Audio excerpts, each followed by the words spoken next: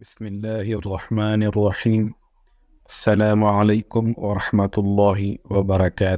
آج ہم جس واقعے کا ذکر کریں گے اس کا عنوان ہے دیانت کا ثمرہ۔ اس واقعے کو شروع کرنے سے پہلے اگر آپ نے اس چینل کو سبسکرائب نہیں کیا تو اگر آپ کو مناسب لگے تو اس کو سبسکرائب کر دیں، اور ویڈیو اچھی لگے تو بیل کا بٹن پریس کر دیں تاکہ اس قسم کی مزید ویڈیوز آپ تک پر وقت پہنچتی رہیں۔ تو چلیں شروع کرتے ہیں۔ حضرت علامہ شیخ محمد البانی بیان کرتے ہیں کہ میں مکہ معظمہ میں مجاور تھا۔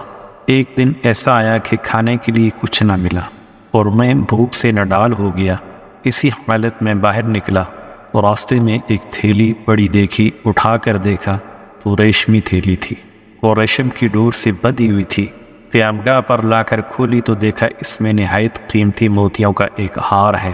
میں بازار میں نکلا، دیکھا کہ ایک شخص رومال ہاتھ میں لیے پکار رہا ہے کہ میری تھیلی جس میں موتیوں کا ہار تھا گم ہو گئی ہے، جو صاحب اس کا پتہ دیں گے ان کو شکریہ کے طور پر 500 دینار انعام دوں گا جو اس رومال میں بندھے ہیں۔ میں اس شخص کو اپنے گھر لے آیا اور تھیلی نکال کر اس کے حوالے کی۔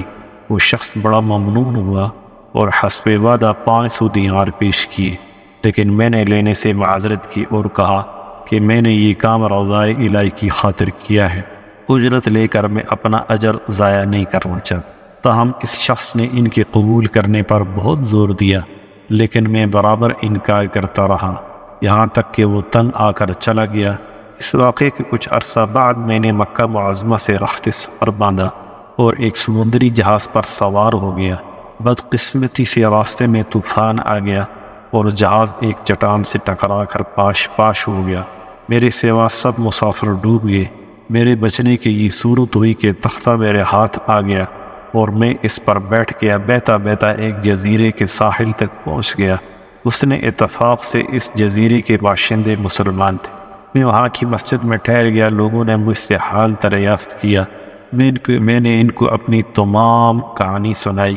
لوگ یہ سن کر بہت متاثر ہوئے اور میرے ساتھ نہایت اچھا سلوک کیا۔ بہت سے لوگ مجھ سے قرآن حکیم کی تعلیم حاصل کرنے لگے اور اپنے بچوں کو بھی قرآن اور دین سیکھنے کے لیے میرے پاس بھیجنے لگے۔ تھوڑی مدت میں یہ لوگ مجھ سے بہت مانوس ہو گئے اور مجھے اپنا مرشد سمجھنے لگے۔ وہ مجھے کافی مالی امداد بھی دیتے تھے اور دوسری کوئی خدمت کرنے سے بھی دریغ نہ کرتے تھے۔ ایک دن انہوں نے آپس میں کچھ مشورہ کیا اور پھر میرے پاس آ کر کہا کہ ہماری رائے یہ ہے کہ آپ شادی کر لیں اور یہاں مستقل اقامت اختیار کر لیں۔ میں نے کہا جیسے آپ لوگوں کی خوشی۔ چنانچہ انہوں نے بتایا کہ ہمارے یہاں ایک مالدار یتیم لڑکی ہے، ہمارے خیال میں اس کے لیے آپ سے بہتر شوہر ملنا مشکل ہے۔ اگر آپ رضامند ہوں تو اس سے آپ کا نکاح کر دیں۔ میں نے رضامندی کا اظہار کیا اور میرا اس لڑکی سے نکاح ہو گیا۔ جب میں نے خلوت میں اپنی بیوی کو دیکھا تو یہ دیکھ کر حیران رہ گیا کہ وہی تھیلی والا ہار اس کے گلے میں پڑا ہے۔ دریافت کرنے پر معلوم ہوا کہ یہ لڑکی اسی حاجی کی تھی جسے میں نے محض اللہ کے لیے ہار واپس کر دیا تھا۔ لوگوں نے مجھے بتایا کہ جب اس لڑکی کا باپ حج سے یہاں واپس آیا تھا تو اپنے قیمتی ہار کے گم ہونے اور پھر اس کے مل جانے کا واقعہ اکثر بیان کیا کرتا تھا اور کہا کرتا تھا کہ جس شخص نے مجھے یہ ہار واپس دیا، ایسا بے نفس آدمی میں نے دنیا میں نہیں دیکھا۔ پھر وہ یہ دعا کیا کرتا تھا کہ کاش اس کی مجھ سے یہاں ملاقات ہوتی تو میں اپنی لڑکی کا عقد اس سے کر دیں۔ شیخ محمد بن البانی رحمۃ اللہ علیہ فرماتے ہیں اللہ تعالیٰ نے اس مرحوم حاجی کی دعا کو شرف قبولیت بخشا اور اس لڑکی کا میرے ساتھ عقد ہو گیا۔ اس بیوی سے اللہ تعالیٰ نے مجھے اولاد بھی عطا فرمائی اور اپنے والد کی تمام جائیداد کی تنہا وارث تھی۔ چند سال بعد وہ قضائے الہی سے فوت ہو گئی اور اس ہار اور دوسری جائیداد کے وارث میرے بچے ہوئے۔ خدا کی قدرت یہ کہ بچے بھی کچھ عرصے کے بعد انتقال کر گئے اور اس ہار اور جائیداد کا مالک میں بنا۔ اس ہار کو میں نے 1,00,000 دینار میں فروخت کیا۔